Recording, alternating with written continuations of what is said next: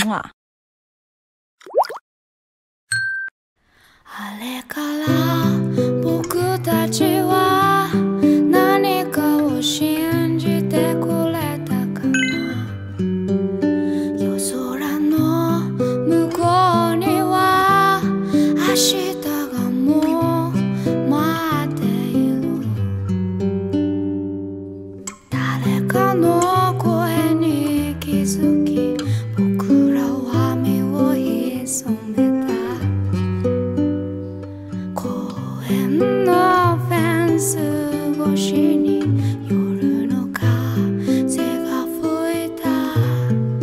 君が何か伝えようと握り返したその手は僕の心の柔らかい場所を今でもまだ締め付ける。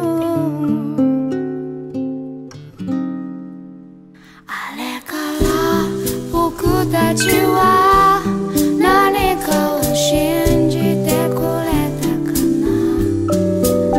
窓をそっと開けてみる。冬の風の匂いがした。悲しみっていつかは消えてしまうものなのかな。ため息は少しだけ白く残ってすぐ消えた。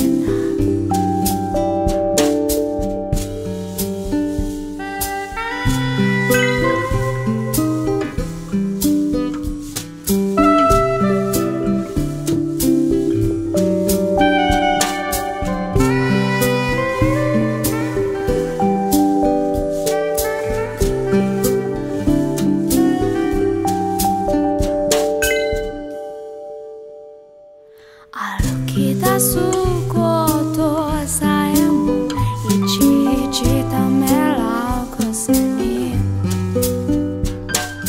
つまらない常識など潰せると思ってた。君に話した言葉はどれだけ残っているの。僕の心の一番奥で空回り続ける。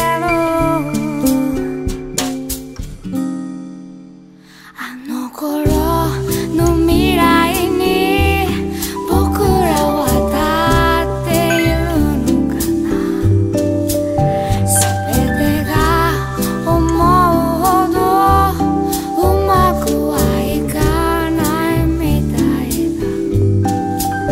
このままどこまでも日々は続いていくのかな。雲のない星空